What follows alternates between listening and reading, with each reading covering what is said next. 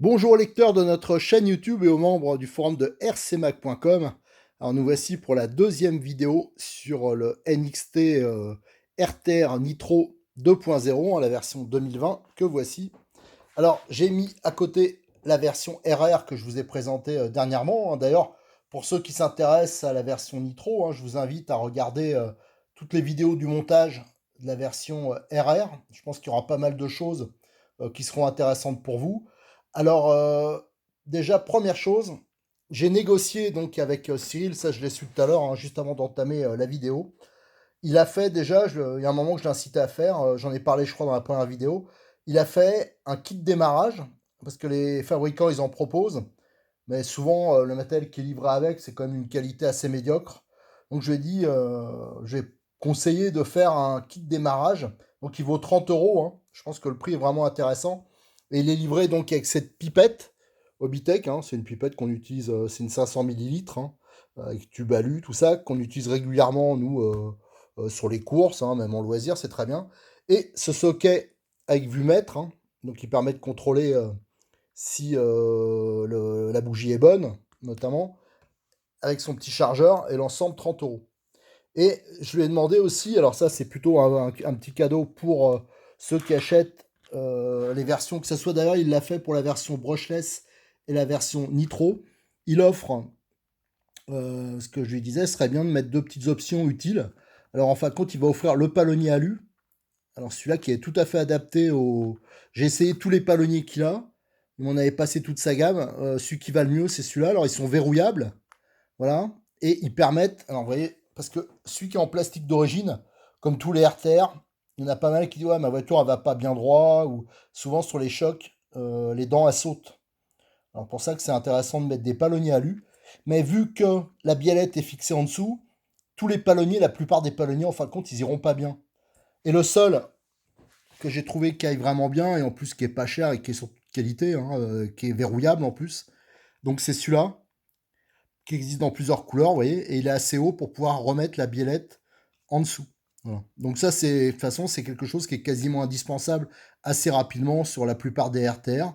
Donc ça, il vous l'offre, je crois que c'est indiqué sur son site. Il suffit d'indiquer à la commande, vous regardez, il y a plusieurs choix de couleurs, la couleur que vous souhaitez. Et il offre aussi les écrous de roue borgne. Alors, il remplace ceux d'origine, si vous le voulez, par ceux-là. Et l'avantage de ces écrous, déjà ils sont jolis, pareil, ils existent en plusieurs couleurs. Et le gros avantage, c'est que ça évite sur des chocs. Moi, ça m'est arrivé notamment sur le Néo. Si vous aviez vu la vidéo qu'on avait rodé le Néo, j'avais pris un petit choc sur le côté là. Ça m'avait abîmé le filetage et après on avait du mal à démonter, enfin compte l'écrou de roue. Et grâce aux écrous bornes, déjà, on évite que la poussière, la terre, la boue aille à l'intérieur. Donc après, on peut plus accéder à la vis sans tête qui maintient la goupille. Et en plus, on peut abîmer le filetage si on l'a pas. Donc ça, pareil, c'est quelque chose que je conseille toujours et qui est vraiment bien. Et ça, pareil, il l'offre avec la couleur du choix. Donc voilà, c'était pour vous indiquer déjà ces deux petits bonus qui sont assez sympas et bien sûr, c'est au même prix. Voilà, alors dans cette vidéo, ce qu'on va faire, moi, je cherche actuellement une solution pour vous faire l'intégralité de la préparation un peu, et éventuellement le rodage.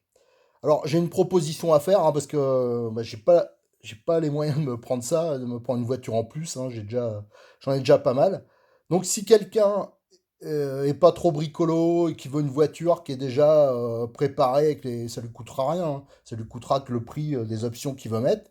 À la limite, ça, s'il veut commander une voiture à Cyril et qui souhaite d'entrée avoir quelques petits accessoires, quelques options, il le dit assez rapidement et ça permettra dans les prochaines vidéos, je lui ferai en direct, en live, enfin en live, en vidéo, la préparation de la voiture.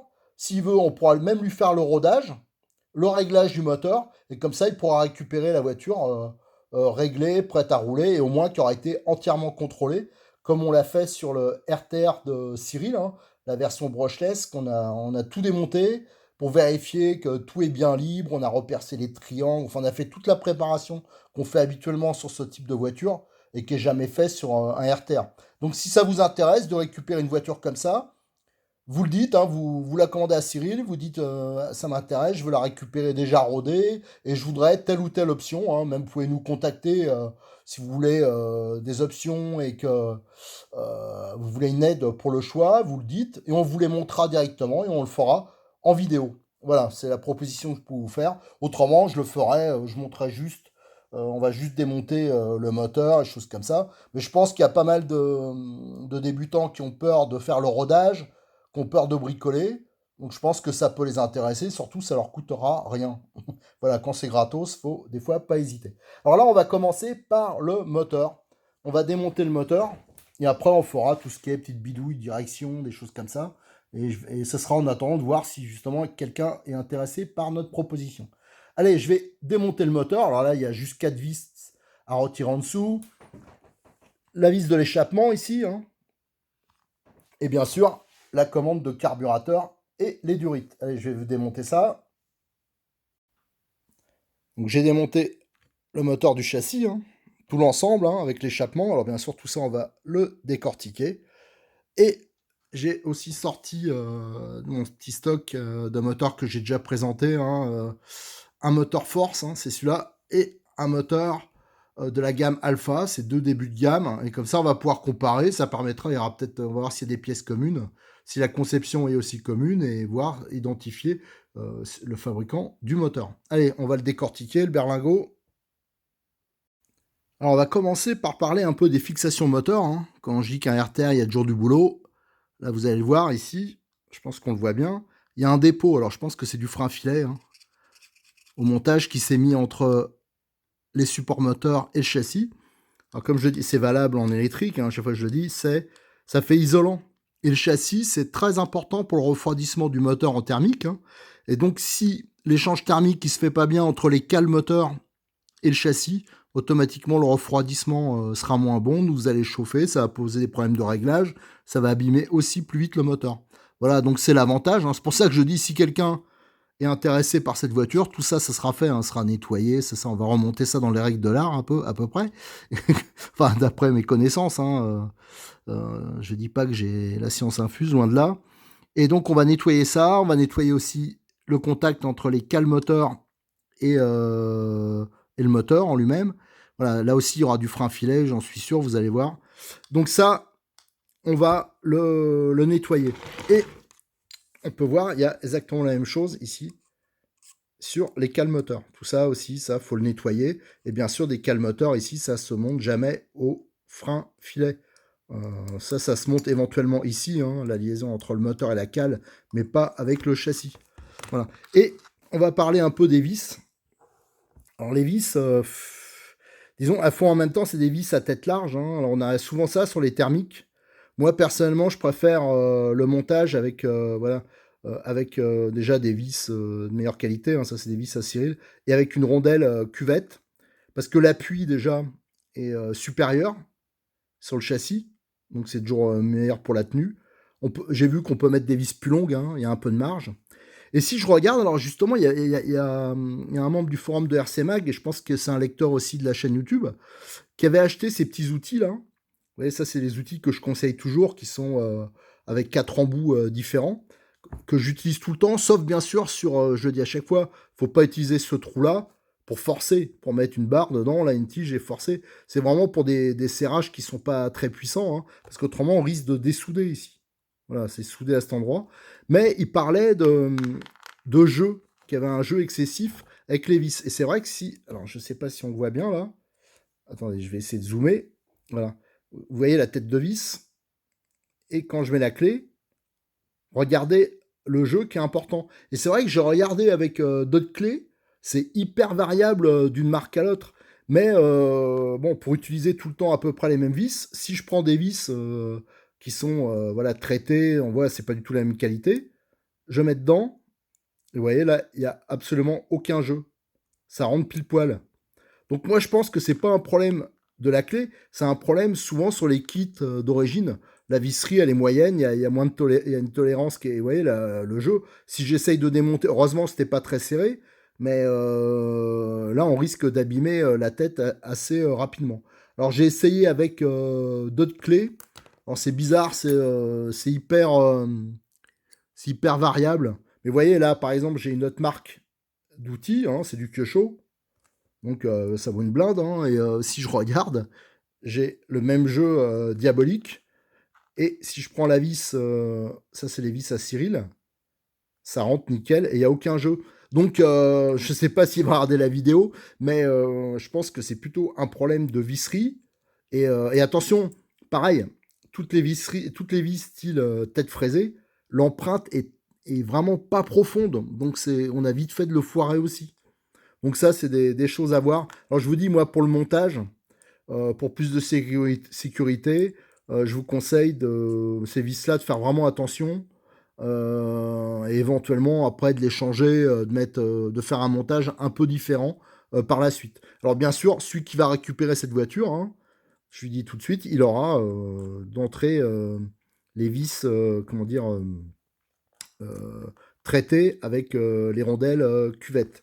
Je ferai ce montage d'entrée. Voilà. Allez, on va commencer par démonter l'échappement. Alors, on peut voir qu'il y a deux trous, hein, donc ça on peut mettre deux ressorts. Moi, je vous conseille d'en mettre deux. Hein, donc, un sachet de ressorts d'avance, c'est toujours utile. Je crois que c'est vendu par deux, généralement, les ressorts. Et ça peut casser. Hein. Alors, pareil, ça, on pourra éventuellement le faire, si la personne le demande. Moi, je mets souvent un petit morceau de durite ici. Comme ça permet d'amortir les vibrations à ce niveau-là. Et ça permet surtout de ne pas abîmer le carter du moteur. Comme il est anodisé noir, c'est toujours bon, dommage de faire des traces, parce que le ressort, bien sûr, il va vibrer, il va frotter, et ça va un peu creuser le carter. Voilà. Et là, donc en mettant deux ressorts, ben, s'il y en a un qui pète, au moins, l'échappement, il va pas se barrer. Et vous voyez, ce petit outil, là, il y a un petit crochet au bout. C'est spécifique pour démonter et surtout monter. Parce que le nombre de gens qui sont plantés le ressort dans le doigt au montage, moi, ça m'est déjà arrivé hein, quand je débutais. Mais ce genre d'outil n'existait pas. Alors, on utilisait une pince, tout ça. Mais ça, c'est vrai que c'est bien parce que vous voyez, tirer, et hop, ça vient tout seul. Et voilà. Alors ça, on peut un peu l'huiler hein, avec de l'huile moteur au montage. Ça évite, voilà, ça permet, ça coulisse mieux. Donc c'est un joint tout à fait classique. Hein. Je pense que c'est du standard. Et donc, ce qui est bien sur ce modèle, alors c'est pas un réseau homologué, mais pour des amicales ou pour du loisir, c'est largement suffisant. Alors pareil, on va le décortiquer entièrement. Mais d'origine, c'est un kit inline, hein, genre réseau carte. C'est hyper rare dans les kits RTR quand même. Donc là, pareil, on peut mettre une petite durite ici. Une durite de carburant. Pareil, c'est pour les vibrations, ça évite que ça casse. C'est toujours un petit plus. Voilà. En ça, on le démontrera, on fera les mesures, on va le comparera par rapport à des réseaux homologués. Alors maintenant, ce qu'on va faire, j'ai peut-être pas les outils pile poil sous la main, mais on va maintenant démonter l'embrayage. Alors la cloche, je pense pas que c'est une cloche, non, mais ça se voit tout de suite, c'est des cloches un peu à l'ancienne, je trouve. Bon, enfin, ce qui est pas mal, c'est qu'il y a une denture, elle est extra large. Voilà, bon, ben, on va démonter et on va regarder exactement. Alors, ce qui va être intéressant, c'est de regarder si c'est un embrayage des maslots de carbone, des maslots alu, le diamètre. Parce que si après on veut optionner, mettre des embrayages un peu de compétition, des choses comme ça, genre des embrayages, il en existe plein de types. Et donc après, il y a plusieurs tailles, il y a du 32, du 34. Alors on va regarder à peu près ce que c'est. Allez, je vais chercher les outils qui vont bien. Alors, niveau jeu, bon, ça me semble correct, il y en a pas mal, mais bon, faut toujours qu'il y ait un petit jeu en translation, comme ça. On va mettre, alors là je suis un peu à l'aveugle, la petite pince, la clé, et vous voyez, hop. Bon, ça tenait pas des masses, hein, on peut pas dire que... Donc ça, toujours pareil, hein, faut le compte. Ça par contre, ça se monte au frein filet. Hein. Alors on peut voir d'entrée qu'il y a bon, une grosse rondelle de 3 et après une petite rondelle de calage. Je pense que le frein filet, il y a moyen de mettre ça mieux, hein, que ce soit un peu plus résistant. Ça, on verra ça lors du remontage. Et hop. Donc on peut voir les roulements. C'est des roulements flasqués plastique. Donc il y en a un qui est resté dessus. Donc ça, je ferai la mesure après de l'intérieur de la cloche, hein, parce que les cloches aussi, on peut pas mettre n'importe quoi. Le diamètre intérieur est bien sûr très important, parce que souvent, ça c'est une erreur que font pas mal de gens, c'est qu'ils montent n'importe quelle cloche, et si le diamètre est trop important, bien sûr, l'embrayage il va embrayer beaucoup plus tard, et donc ça va poser quand même quelques petits problèmes. Voilà, donc le roulement, alors il faudra regarder, alors pareil, les roulements, ça c'est important, hein. La qualité des roulements, il existe, c'est du 5-10-4, hein, donc c'est des roulements qui sont vraiment pas chers, ça on peut changer régulièrement. Mais il y a des roulements qui sont quand même, qui souffrent beaucoup à cet endroit-là. Et il y a des roulements qui sont un peu spécifiques. Alors vous avez, si vous regardez souvent, enfin les sites qui sont bien faits, généralement ils indiquent la qualité du roulement. Donc il y a AB, C, je me rappelle plus, voilà, trou de mémoire. Mais il y a 1, il y a 3, il y a 5, il y a 7, il y a plusieurs qualités. Et plus le chiffre est haut, plus le roulement, les tolérances de jeu sont faibles. Donc faut, pour tout ce qui est embrayage, tout ça, faut, je pense, minimum du 5 ou du 7. Alors donc les roulements sont un peu plus chers, mais bon, ça reste modéré. Alors ça, bien sûr, sera à surveiller. Et ça, quand vous faites du thermique, c'est un peu comme la bougie. Il faut toujours avoir enfin, plusieurs roulements d'avance et les changer régulièrement. Alors on voit que c'est un embrayage carbone. Alors moi personnellement j'aime bien, l'avantage c'est que c'est pas cher à changer, et pour du loisir ou même de la compétition, c'est tout à fait correct. Voilà, c'est un 3 points tout à fait classique. Alors après, il faudra voir s'il existe plusieurs types de ressorts, parce qu'avec ce type d'embrayage, on peut modifier le réglage en mettant, par exemple, chez Kyosho ou d'autres, ou Mugen, il y a des ressorts de 0,9, de 1, de 1,1. Alors tout ça, on va faire les mesures et on verra éventuellement ce qu'on peut monter. Et on va aussi mesurer le diamètre du volant. Allez, je vais démonter les maslottes. Alors ça, je vais peut-être pas les faire là, parce que là, je vois rien. Il y a le téléphone devant. Mais bon, je vais voir comment je vais faire. Bon, je cherchais, j'ai un outil spécial, mais je l'ai pas retrouvé. De toute façon, on va le faire à la main, hein, c'est mieux. Bon, pour le démontage, hein, c'est simple, hein, vous voyez. On va compte, ça vient de se mettre le ressort. Là, on le voit bien. Il vient se mettre ici, dans la petite encoche, là. Il suffit, hop, de soulever, déboîter. Et après, ça vient tout seul. Voilà. Et après, ici, vous avez l'écrou, donc là c'est tout à fait classique, hein, c'est ce qu'on retrouve sur la plupart des voitures. Et ici vous avez l'écrou, généralement c'est du 8 mm et qui permet donc de maintenir le volant et d'accueillir donc le logement pour les ressorts. Allez, ça on va le démonter. Avec quelques petites mesures qui seront toujours intéressantes à prendre en utilisation, hein, quand on veut faire des réglages ou modifier des choses. Alors les ressorts, ça doit être du 1,5 ressort, donc c'est un peu... bon, le standard, souvent, c'est 1. Donc je vous dis, hein, il existe 0,9, mais enfin, les diamètres des ressorts, comme 1,10, ouais, ça dépend un peu comment on le tourne, le truc. Voilà. Après, le diamètre intérieur de la cloche, ça c'est un paramètre qui est important. Donc on voit 26,50 à peu près. Voilà, 26,50. Donc ça, c'est des trucs à retenir, hein. Quand vous voulez changer une cloche, il faut bien sûr remettre la même chose. Et après, ce qui compte aussi, c'est le diamètre du volant moteur. Et là, c'est du 34, quoi, voilà. Donc ça, c'est un standard, hein. Donc je rappelle, il existe du 32 et du 34. Juste avant, parce que là, il est tard, et je crois que j'ai dit une bêtise, hein. J'ai dit que ça, c'était du 8. Non, c'est du 10, hein. Voilà. Donc, une petite clé de 10. Pour le bloquer, soit une multiprise, mais là, vous risquez d'abîmer un peu. Bon, c'est pas hyper gênant, mais c'est quand même plus joli, et ça accroche mieux si vous utilisez un jour le banc de démarrage.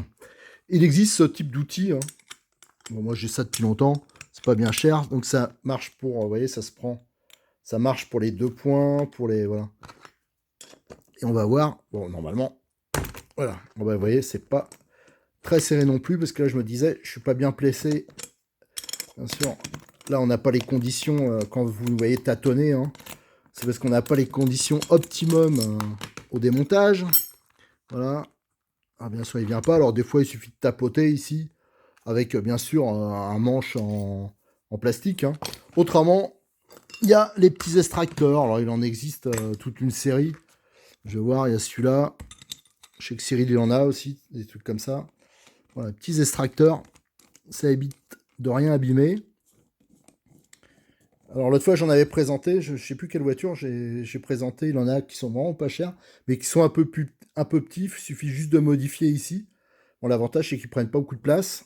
Et voilà, hop, ça permet de sauter, de tout faire sauter sans forcer. Là vous avez donc le cône d'hélice, hein, parce que ici vous avez, enfin d'hélice, du volant d'embrayage, hein, il y a un cône, je dis cône d'hélice, parce qu'en fin de compte dans le temps ici, les premiers moteurs, c'était un plateau, et il n'y avait pas de cône, ça venait directement se poser, en fin de compte, pour ça qu'on appelait ça plateau d'hélice, parce que c'était là-dessus que sur les moteurs d'avion, qui étaient souvent en commun avec les voitures, venaient se mettre l'hélice. Après, bien sûr, pour les voitures, ils ont mis des cônes, comme ça permet voilà, de bien le centrer, une meilleure tenue. Là, je vois qu'il y a une rondelle, il y a même deux rondelles de calage, donc il faudra faire attention qu'on le remonte, hein. Ça aussi, c'est important. De toute façon, tout ce qui est calage, c'est important au niveau embrayage. Voilà, donc cette partie-là est démontée. Ce qu'on va faire, c'est qu'on va démonter maintenant le carburateur. Ça, je le démonterai pas, je pense. Enfin, on va voir. Si, bah si, je le démonterai pour voir s'il y a une buse de réglage. Voilà. Et là, voilà. Donc pour le démontage, c'est ici. Alors, je suis pas sûr que j'ai pile poil la clé. Voilà, bien sûr, j'aurai pas la clé qu'il faut. Ah si, ça c'est bon. Allez, hop. Parce que démonter comme ça, c'est pas toujours facile. Alors, le carbu, alors je vais enlever, ça j'enlèverai tout à l'heure, quand on va le décortiquer entièrement, mais on va voir, c'est un carbu à corps plastique, hein, avec des pièces aussi en aluminium. Et là, on peut voir qu'il y a un joint torique ici sur l'embase et un joint torique en haut ici. Donc il y a deux joints toriques pour l'étanchéité, donc c'est tout à fait classique. Donc à ce niveau-là, aucun problème. De toute façon, c'est un carbu classique hein, qu'on retrouve sur pas mal, sur tous les modèles, hein, que ce soit compétition ou loisir. Et là, on peut voir que la buse est en plastique, enfin l'arrivée d'essence. Alors ça, soit c'est pour faire une économie, ou soit aussi, j'ai vu des moteurs haut de gamme des fois qui en mettaient. Ils disent que c'est pour éviter de transmettre au carburant quand il arrive, si bien sûr tout est en laiton hein, ou en aluminium. Quand ça arrive, ben, la chaleur du carburant elle s'est transmise à l'ensemble et automatiquement le carburant il va arriver un peu plus chaud. Donc c'est pas toujours top pour la carburation. Donc si la buse plastique marche bien, il n'y a pas de problème. Bon, ça peut être un petit plus. Voilà. Allez, donc bien sûr, dès que vous avez démonté ça, normalement, il faut mettre du sopalin. Il n'aurait pas fallu démonter ça avant les accessoires, mais c'était plus, voilà, c'est vraiment, faites attention à chaque fois que je fais un truc, c'est pour vous montrer, hein, c'est pas, voilà, faut toujours, dès qu'il y a une ouverture, on bouche. Voilà, faut partir de ce principe, ça évite de faire tomber des choses dedans et surtout, faut jamais démonter ça sur le terrain, hein. Faut toujours que ça soit nickel, propre. Alors les cales, j'ai démontré quand la culasse sera retirée, ce sera plus facile, hein, parce que vous voyez, euh, moi je préfère tirer bien droit, donc à moins d'avoir une clé qui est très grande, c'est quand même plus facile de le faire quand la culasse est démontée. Alors on va démonter déjà le lanceur. Alors lui il tient, on va regarder par 3 vis. Tac tac, alors bien sûr, hein, faut pas utiliser de tournevis électrique, ni de perceuse, tout ça on le fait à la main, hein. On peut voir qu'il y avait un peu de frein filet qui était mis, on le voit. Bon, je suis pas sûr que ça soit très efficace à cet endroit, parce que le frein filet, bien sûr, il perd son efficacité à la chaleur. Alors là, dès que la plaque en aluminium est chaude, je pense pas que ce soit très efficace. De toute façon, hop, on va voir, parce que ces temps-ci, on en a fait pas mal, hein, des moteurs à tirette, donc on va pouvoir faire la comparaison des systèmes. Alors là, bon, vous avez l'hexagone d'entraînement, cette partie-là, elle est tout à fait classique. Alors je rappelle, hein, une tirette, ça se tire pas à fond, il faut faire des petits coups secs. Alors ça, je vous invite à regarder à chaque fois, comme exemple, le rodage qu'on avait fait avec le Neo, hein, le Kyosho. Donc je montrais bien qu'il fallait faire des tout petits à-coups comme ça, et la tirette, vous la gardez extrêmement longtemps. Ceux qui cassent des tirettes, souvent c'est parce qu'ils ont fait une bêtise. C'est parce qu'ils ont noyé le moteur, parce qu'ils tirent trop fort, parce que voilà, il faut vraiment pas être un bourrin avec les tirettes, hein. Voilà. Donc surtout que souvent, par rapport au prix du moteur, elles sont assez chères les tirettes. Vous avez donc ici, voilà, la pièce, donc qui vient se mettre ici, hein. C'est un 6 pans, et c'est une roue libre. On le voit bien, ici elle est en mode débrayé, et ici elle entraîne le moteur. Voilà, là ça bloque, et là c'est débrayé. Donc ça permet, dans ce sens-là, on entraîne le moteur pour le lancer. Une fois que le moteur est lancé, ben, ça débraye. Voilà. Donc il y a un sens, hein, bien sûr, vous voyez. La partie qui dépasse un peu, c'est une roue libre en fin de compte à aiguille qui est dedans, et la partie qui dépasse, elle est côté moteur. Voilà, donc là c'est une plaque, un bouchon qui est usiné, et lui il tient par 4 vis. Voilà, c'est la même clé, donc ça c'est bien. Alors, pareil, là il faut utiliser des clés de qualité, parce que si vous abîmez les vis moteurs, bon, on en trouve, hein, mais si jamais vous en cassez une, ou que vous abîmez la tête, c'est plus démontable, là sur un moteur après ça devient un peu plus problématique. Alors on va voir comment a été traité, parce que souvent les moteurs à tirette avec l'usure, il y a des fuites ici. Bon, c'est quasiment inévitable, hein. Bon, c'est pas trop gênant la plupart du temps pour le fonctionnement. On va voir comment ils ont traité ça. Généralement, c'est il y a une bague de l'autre côté, sur la plupart. Alors là, je peux pas le parier, mais allez, on va faire un petit pari. Il y a une petite bague en alliage de bronze, béton, il y a un joint torique. Ah, ouais, celui-là, ça forçait un peu, et je sens que la vis, il faudra donc faire gaffe à tout ça.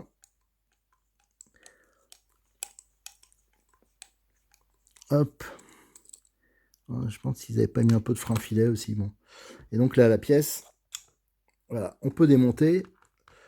Et en fin de compte, là, le système, ben moi, à mon avis, ça se rapproche plus du moteur du Kyosho, du Neo. Parce que c'est le même principe. Alors, je sais pas si vous avez vu dernièrement, j'ai fait... je me rappelle plus. Ah oui, j'ai fait le Pico. Voilà, j'ai fait le Pico. Et le Pico, vous regarderez la vidéo, hein, je l'ai fait il y a une semaine à peu près, sur la même chaîne YouTube. Voilà, on va zoomer. Et ici, sur le vilebrequin, sur le maneton, sur le picot, ça fait partie du maneton. Voilà. Tandis que c'est pas du tout le même système de fonctionnement. Là, c'est exactement le même système que pour le moteur qui équipe le Neo, le MP7, MP75, enfin le Neo, et le MP9. Voilà. Donc ça veut dire que cette petite pièce-là, elle s'efface dès que c'est démarré. Vous avez un petit ressort ici, au fond, là, on voit. Je sortirai de toute façon au démontage. Et ce petit ressort, ben, le pion là, d'entraînement, une fois que c'est démarré, il rentre dedans et ça s'efface. Voilà, on va voir. Voilà, c'est exactement, ouais, je comparerai avec le Neo, mais si vous regardez les photos, les vidéos du Neo, c'est le même principe. Ouais, le système. Donc là, quand le pion est sorti, ça entraîne. Voilà. Et une fois que c'est parti, après, il s'efface. Voilà, vous avez la pente ici. Et donc, ça le repousse dans son logement, dans le maneton, voilà, avec le ressort. Donc, ce système, je le connais très bien parce que moi, je roule avec un Neo et depuis pas mal de temps et ça m'a jamais posé le moindre problème.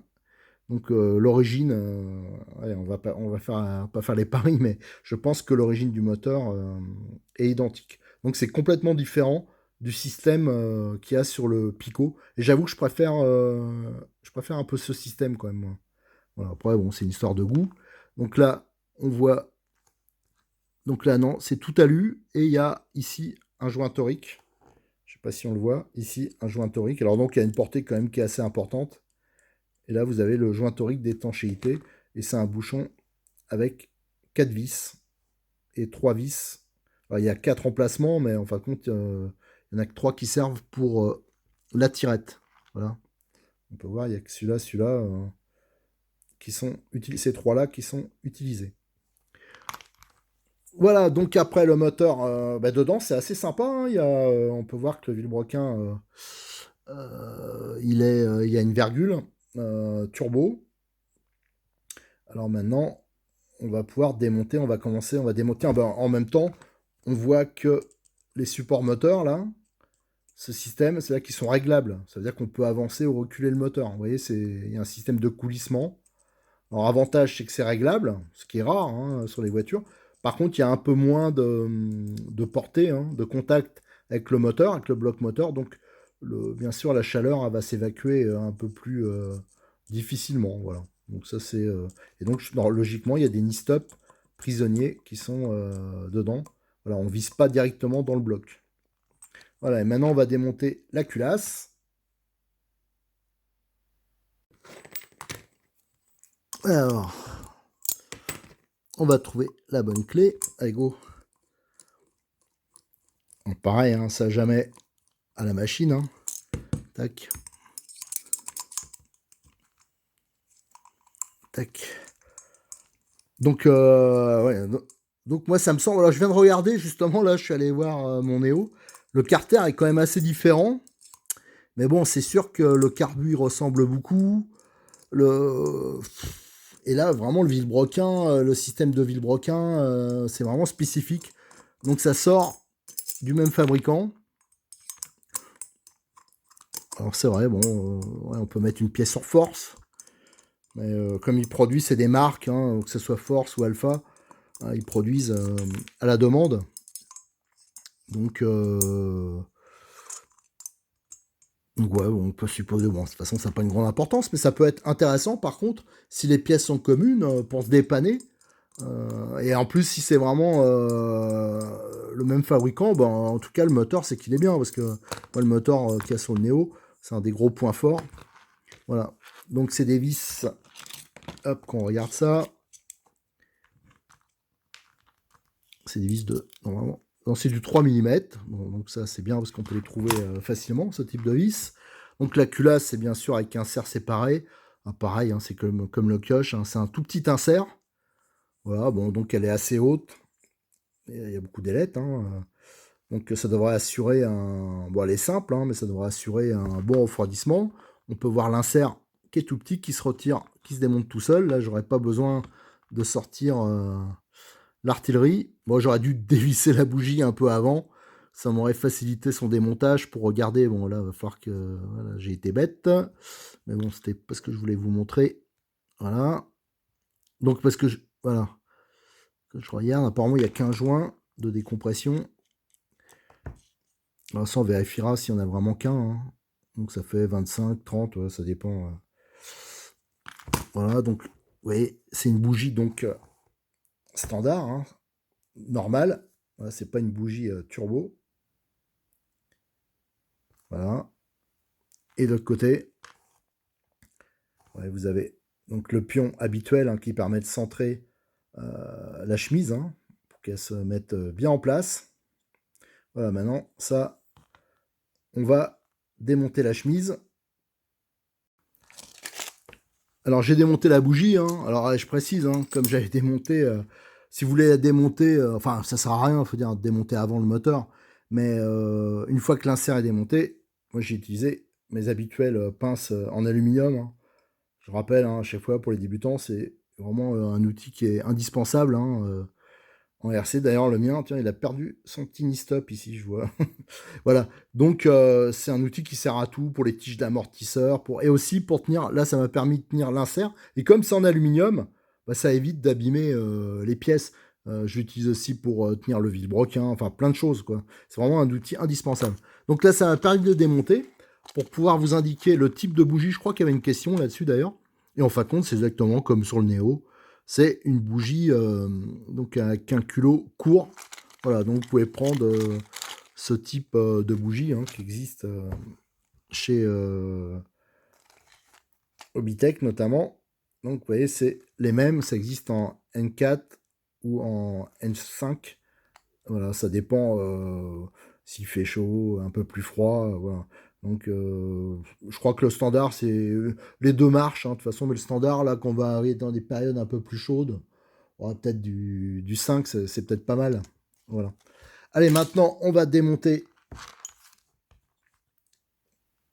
la chemise. Alors, normalement, sur les moteurs, on met un petit collier là par l'échappement quand le piston est au point mort bas. Et ça permet, voilà, en faisant tourner. Mais là, bon, ces moteurs-là, voilà, c'est là que ça sert la pince notamment. On la met ici. Donc ça évite d'abîmer le vilebrequin. Et voilà, en tournant, hop, ça fait remonter. Bon là, ce qui est bien, c'est que ça... Ah, hop là. Voilà, ce qui est bien, c'est que sur ces moteurs-là, ça se démonte vraiment très facilement, mais c'est vrai qu'il y a des moteurs où c'est un peu plus difficile. Voilà, donc on a pu extraire la chemise. Donc on voit, c'est un... Ah non, c'est un 4 transferts, là. Ouais, vous avez 4 transferts. Donc c'est un peu différent, je pense, à vérifier du Neo. Voilà, 4 transferts. Voilà, bon, donc c'est tout à fait classique, hein, c'est la même chose qu'on retrouve sur les moteurs de compétition, sauf que souvent c'est peut-être un peu plus travaillé. Après, c'est l'histoire d'ouverture, enfin, il y a plein de choses. Mais ce qui est bien, celui qui est un peu bricoleur, qui s'y connaît en moteur, il y a des petites préparations toutes simples qu'on peut faire là-dessus, si on veut s'amuser. Si, c'est un peu biseauté quand même, si on voit qu'il y a quand même un petit travail, voilà, sur les deux conduits opposés à l'échappement. Voilà, maintenant, on va pouvoir extraire la bielle. Alors des fois, ça vient à la main, et quand ça vient pas à la main, il y a ces petits outils là qui existent. C'est des fourches, vous voyez. Alors bien sûr, là, faut pas mettre d'objet métallique. Là, c'est en alu. Et en forçant, voilà, un peu comme ça. Alors, faut bien s'assurer, bien sûr, que le vilebrequin est bien enfoncé. Et ça vient tout seul, normalement. Ah, mais là, le vilebrequin, voilà, si, hop, nickel. Voilà. Donc là, on peut voir qu'il y a un segment d'huile. Il y en a un seul, tiens, c'est assez rare.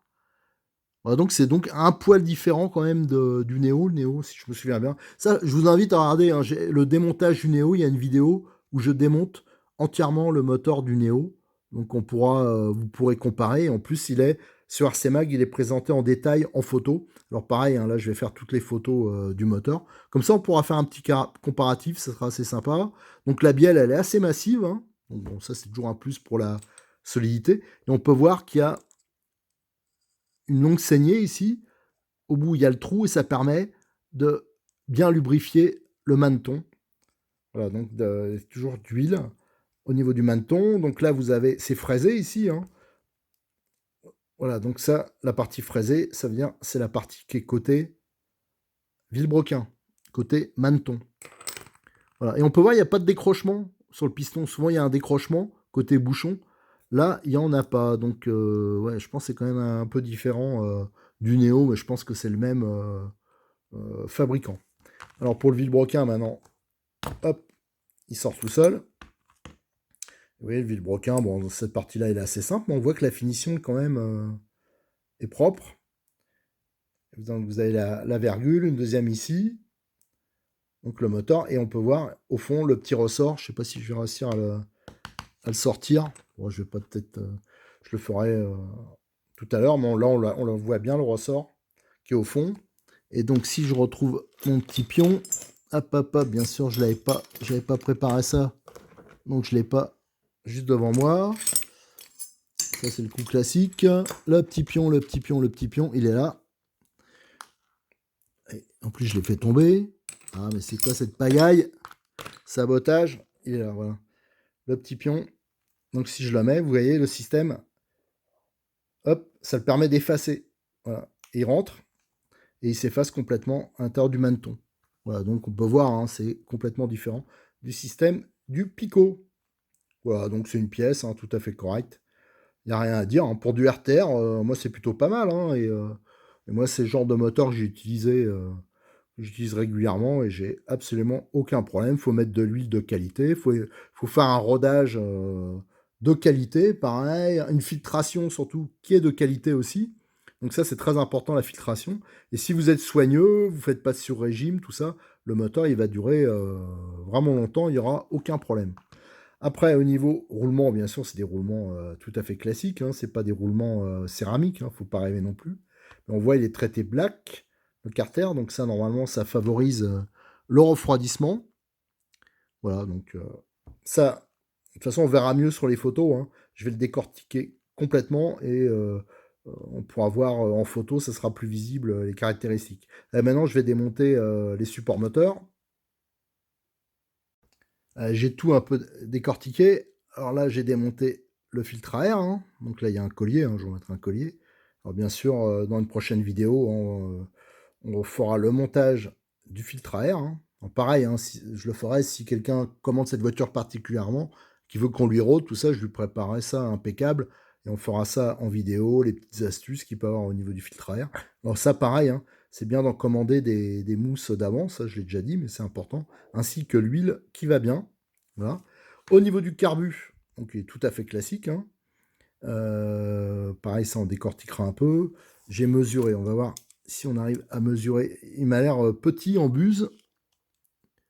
Apparemment, je sais pas si je suis bien au fond, mais on voit qu'il est d'assez petit diamètre, hein. Ça doit être du 7, 7,5 de diamètre. Donc ça, c'est bon pour la consommation, hein. Ça reste du petit diamètre quand même, enfin médium, nous dirons, en tout terrain. Après, qu'est-ce qu'on peut dire? Donc ça, on a déjà parlé de la buse. Après, le support moteur, donc j'ai démonté le support. On peut voir qu'il y a 3 trous. Ils ont rajouté un trou. C'est parce que le système, en fin de compte, qui est assez ancien, hein, parce qu'il y avait ça sur leur première voiture thermique. Et on peut voir ici les Nistop, ouais, qui sont donc prisonniers là. Et donc ça permet donc de faire avancer ou reculer le moteur selon l'utilisation. Je pense selon le type de moteur et donc d'ajuster parfaitement la cloche par rapport à la couronne. Voilà. Donc par contre, c'est sûr que l'échange thermique qui sera moins bon. Bon voilà, après c'est une histoire de compromis. Et après alors ça, par contre, sur le Néo, j'ai l'impression que c'était un système avec des joints. Là, il n'y en a pas. Ça, c'est le système clavette qui est monobloc, qui permet donc ici, qui se monte ici, et qui permet donc de bloquer le carbu, hein, dans la position qu'on souhaite. Alors bon, il y a quand même deux joints toriques. Au niveau étanchéité, je pense que ça ne devrait pas de problème. Bon, donc ça, pareil, c'est à tester. Mais globalement, je trouve que le moteur, il est plutôt pas mal. Et c'est une base, disons, qu'on connaît bien. Alors, il y a juste le carter qui est complètement différent du Néo. Alors, à voir exactement. Enfin, je pense que ça pose pas de problème. C'est un carter quand même assez moderne. Il y a pas mal d'ailettes. Ici, elles sont assez balèzes, hein. Ça veut dire que la rigidité du carter, elle sera bonne. Il est traité black. Voilà, donc je pense qu'il y aura pas de problème à ce niveau-là. C'est du connu. Donc c'est plutôt bien. Voilà, alors on va arrêter la vidéo, ce deuxième épisode, hein. Le troisième, on fera le remontage. Et on va commencer à faire quelques petites bidouilles sur la voiture. Allez, je vous remercie. À bientôt sur notre chaîne YouTube. Et prochainement, là, je vais en profiter. Là, je vais faire une petite interruption de 2-3 jours parce que je vais en profiter pour faire toutes les photos détaillées du moteur et essayer de vous les mettre le plus rapidement possible sur le forum de RC Mag, mais j'ai eu un énorme retard, mais je vais essayer de le rattraper. Allez, je vous remercie, à bientôt.